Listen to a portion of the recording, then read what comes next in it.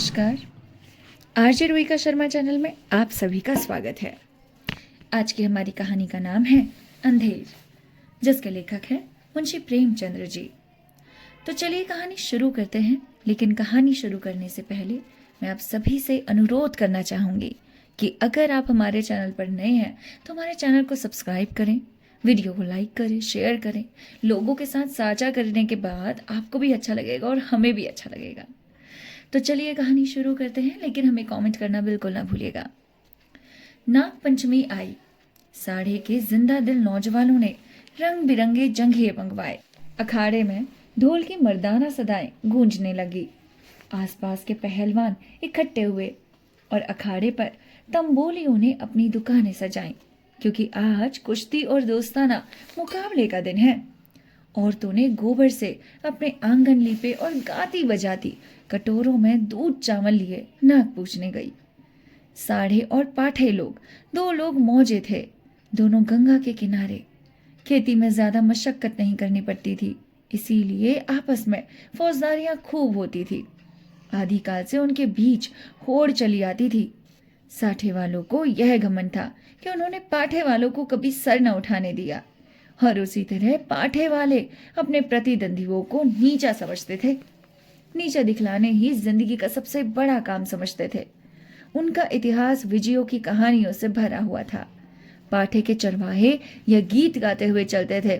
साठे वाले कायर, सगरे पाठे वाले हैं सरदार, और साठे के धोबी गाते। साठे वाले साथ हाथ के, जिनके साथ हाथ साथ दरबार, और उन लोगों के जन्म नसाए जिन पाठे मान लीन अवतार। गरज आपसी होड़ का यह जोश बच्चों में माँ दूध के साथ दाखिल होता था, और उनके प्रदर्शन का सबसे अच्छा और ऐतिहासिक मौका यही नाग पंचमी का दिन था। इस दिन के लिए साल भर तैयारियां होती रहती थी। आज उनमें मार्के की कुश्ती होने लगी। साठे को गोपाल पर नाज आता था, पाठे को बलदेव का गर्रा। दोनों सूरमा अपने अपने फरीक की दुआएं और आरजुओं लिए हुए अखाड़े में उतरे। तमाशाइयों पर चुंबक का सा असर हुआ। मौजे के चौकीदारों ने लठ और डंडों का ये जमघट देखा, और मर्दों के अंगारों की तरह लाल आंखें तो पिछले अनुभव के आधार पर बेपता हो गए। इधर अखाड़े में दांव पेच होते रहे। बलदेव उलझता था, गोपाल पैंतरे बदलता था। उसे अपनी ताकत का जोम था। इसे अपने कर्तव्य पर भरोसा कुछ देर तक अखाड़े से ताल ठोकने की आवाजें आती रहती। तभी अचानक बहुत से आदमी खुशी के नारे मार मार कर उछलने लगे। कपड़े और बर्तन और पैसे के बताशे लुटाए जाने लगे। किसी ने अपना पुराना सोफा फेंका, किसी ने अपनी बोझ सांधी टोपी हवा में उड़ा दी। साठे के मन चले जवान अखाड़े पे पिल पड़े और गोपाल को उद्गोद में उठा लाए।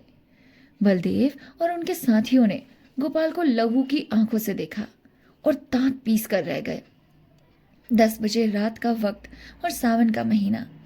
आसमान पर काली छटाएं छाई थी। अंधेरा का यह हाल था कि जैसे रोशनी का अस्तित्व ही नहीं रहा।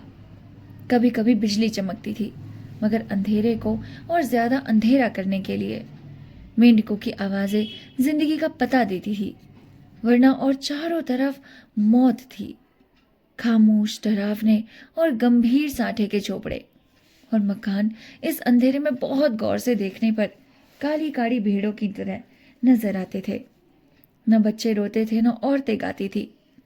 पवित्र आत्मा बुढ़े राम नाम ना जपते थे, मगर आबादी से बहुत दूर कई पुरशोरों नालों और ढाक के जंगलों से गुजरकर ज्वार और बाजरे के खेत थे, और उनके मेड़ों पर साठे के किसान जगह जगह मड़ैया डाले खेतों की रखवाली कर रहे थे।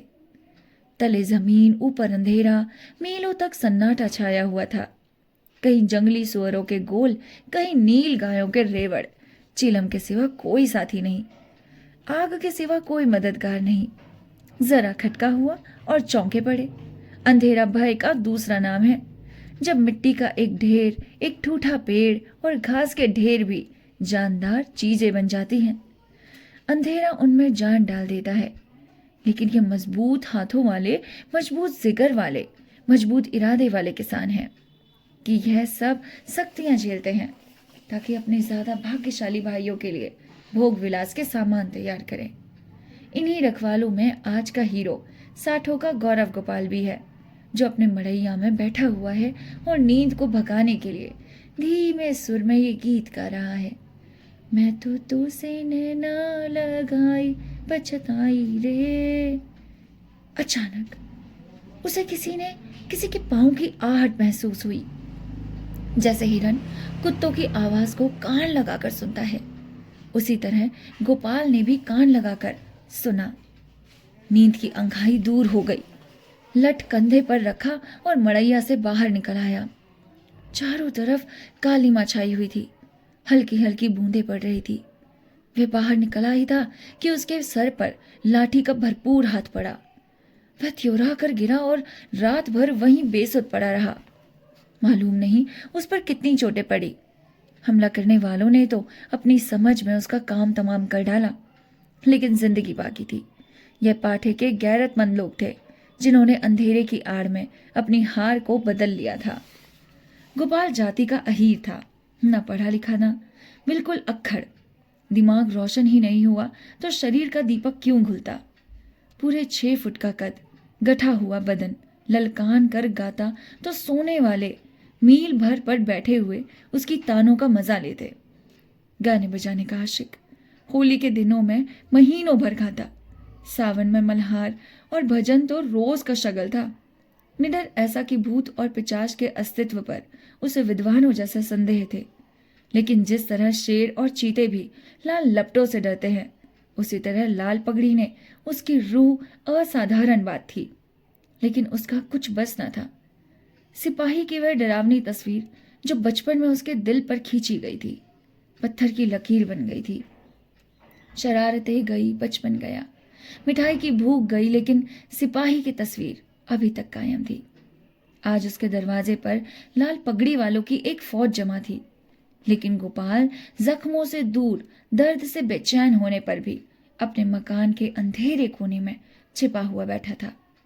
नंबरदार और मुखिया, पटवारी और चौकीदार रौब खाए खड़े ढंग से खड़े हुए दरोगा की खिशामत कर रहे थे। कहीं अहीर की फरियादी सुनाई देती थी, कहीं मोदी रोना धोना, कहीं तेली की चीख पुकार, कहीं कमाई की आंखों से लहू जारी। कलवार खड़ा अपनी किस्मत को रो रहा था। फोहश और गंदी बातों की कर्म बाजारी थी। दरोगा जी निहायत करगुजार ऑफिसर थे। गलियों में बातें करते थे। सुबह को चारपाई से उठते ही गालियों का वजीफा पढ़ते थे। मेहतर ने आकर फरियाद की, हुजूर अंडे नहीं है। दरोगा जी हंटर लेकर दौड़े और उस गरीब का भुरकुस निकाल दिया। सारे गांव में हलचल पड़ी हुई थी। कांस्टेबल और चौकीदार रास्तों पर यूं अकड़ते चलते थे, गोया अपनी ससुराल में आए हैं। जब गांव के सारे आदमी आ गए तो वारदात हुई और इस कमबख्त गोपाल ने रपट तक न की। मुखिया साहब बेंत की तरह कांपते हुए बोले, हुजूर अब माफी दी जाए। दरोगा जी ने गजबनाक निगाहों से उसकी तरफ देखकर कहा, यह उसकी शरारत है। दुनिया जानती है कि जुर्म को छुपाना जुर्म करने के बराबर है। मैं इस बदकाश को इसका मदा चखा दूंगा। वह अपनी ताकत को जोम में भुला हुआ है। कोई नई बात नहीं, लातों के भूत बातों से नहीं मानते। मुखिया साहब ने अपने सर को झुकाकर कहा, हुजूर अब माफी दी जाए। दरोगा जी की त्योरियां चढ़ गई और झुंझला कर बोले, अरे हुजूर के बच्चे, कुछ सटिया तो नहीं गए हो? अगर इसी तरह माफी देनी होती तो मुझे क्या कुत्ते ने काटा था कि यहां तक दौड़ा आता? ना कोई मामला ना मामले की बात, बस माफी की रट लगता रखी है। मुझे ज्यादा फुर्सत नहीं है। नमाज पढ़ता हूं, तब तक तुम अपना सलाह मशविरा कर लो और मुझे हंसी खुशी रुखसत करो, वरना गौरखा को जानते हो, उसका मारा पानी भी नहीं मांगता। दरोगा तकवे व तहारत के बड़े पावन थे। 5 वक्त की नमाज पढ़ते, 30 रोजे रखते, ईंदों में धूमधाम की कुर्बानियां होती। इससे अच्छा आचरण किसी आदमी में और क्या हो सकता है। मुखिया साहब दबे पांव गुपचुप ढंग से गौरा के पास गए और बोले, यह दरोगा का बड़ा काफिर है। 50 से नीचे तो बात ही नहीं करता, अव्वल दर्जे का थानेदार है। मैंने बहुत कहा, हुजूर गरीब आदमी है, घर में कुछ सुभाता नहीं, मगर वह एक नहीं सुनता।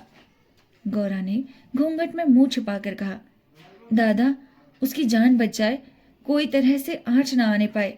रुपए पैसे की कौन बात है, इसी दिन के लिए तो कमाया जाता है। गोपाल खाट पर पड़ा सारी बातें सुन रहा था। अब उससे रहा ना गया। लकड़ी गांठ पर ही टूटती है, जो गुनाह किया नहीं गया वह दबता है, मगर कुचला नहीं जा सकता। वह जोश से उठ बैठा और बोला, 50 रुपए की कौन कहे, मैं 50 कौड़ियां भी ना दूंगा। कोई गदर है, मैंने कसूर क्या किया है? मुखिया का चेहरा फक हो गया। बड़प्पन के स्वर में धीरे धीरे बोला, कहीं सुन ले तो गजब हो जाए। लेकिन गोपाल बेफिक्रा हुआ था। अकड़ कर बोला, मैं एक कौड़ी भी ना दूंगा। देखे मेरे फांसी लगा देता है। गौरा ने बहलाने के स्वर में कहा, अच्छा, जब मैं तुमसे रुपए मांगू तो मत देना। यह कहकर गौरा ने, जो इस वक्त लौंडी के बजाय रानी बनी हुई थी, छप्पर के एक कोने में से रुपए की एक पोटली निकाली और मुखिया के हाथ में रख दी। गोपाल दांत पीस कर उठा, लेकिन मुखिया साहब फौरन से पहले सरक गए। दरोगा जी ने गोपाल की बातें सुन ली थी और दुआ कर रहे थे कि ऐ खुदा इस मरदूद के दिल को पलट। इतने में मुखिया ने बाहर से आकर 25 रुपए की पोटली दिखाई। 25 रास्ते ही गायब हो गए थे। दरोगा जी ने खुदा का शुक्र किया, दुआ सुनी गई।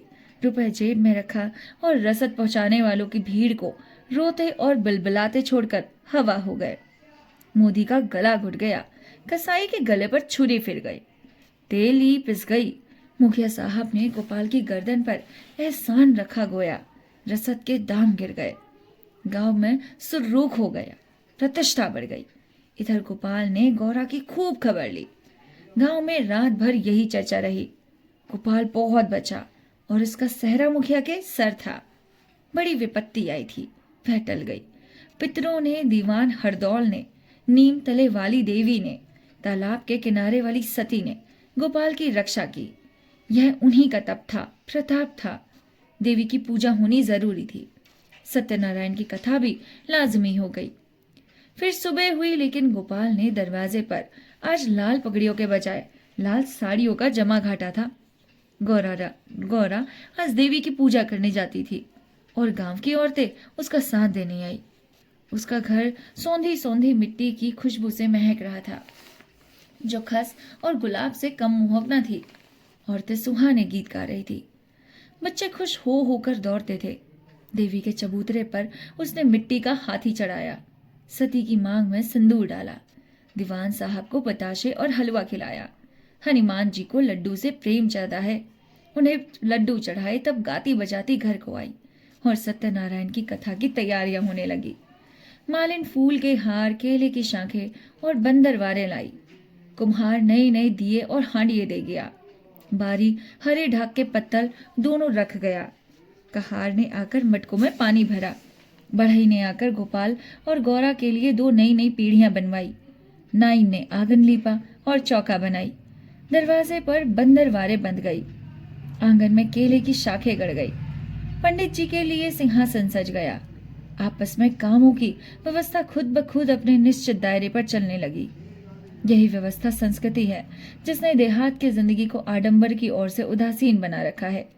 लेकिन अफसोस है कि अब ऊंच नीच के बेमतलब और बेहुदा कैदों ने इन आपसी कर्तव्यों को सौहार्द सहयोग के पद से हटाकर उन पर अपमान और नीचता का दाग लगा दिया। शाम हुई। पंडित मोटे राम जी ने कंधे पर झोली डाली, हाथ में शंख लिया और खड़ाऊ पर छटपट करते हुए गोपाल के घर आ पहुंचे। आंगन में टाट बिछा हुआ था। गांव के प्रतिष्ठित लोग कथा सुनाने के लिए आ बैठे। घंटी बजी, शंख फूका गया और कथा शुरू हुई। गोपाल भी गाढ़े की चादर ओढ़े एक कोने में फूका गया और कथा शुरू हुई। गोपाल भी गाढ़े की चादर ओढ़े हुए कोने की दीवार में सहारे पर बैठा हुआ था। मुखिया, नंबरदार, पटवारी ने मारे हमदर्दी के उससे कहा, सत्यनारायण की महिमा थी कि तुम पर कोई आंच ना आई। गोपाल ने अंगड़ाई लेकर कहा, सत्यनारायण की महिमा नहीं, यह अंधेर है। और कहानी यहीं पर ही खत्म होती है। अगर आपको ये कहानी पसंद आई तो हमारे चैनल को सब्सक्राइब करना बिल्कुल ना भूले। हमारी कहानी को लाइक करें, शेयर करें और अपना अनुभव इसमें साझा करें। मिलते हैं आपसे नेक्स्ट कहानी के साथ। तब तक के लिए अपना ख्याल रखिएगा। लेकिन आप हमें ये भी बता सकते हैं कि आपको किस लेखक की कौन सी कहानी सुननी है। अगर अफोर्डेबल हुआ तो हम आप लोगों को ज़रूर सुनाएंगे। चलिए मिलते हैं आपसे नेक्स्ट कहानी के साथ, तब तक के लिए नमस्कार, अपना ख्याल रखिएगा।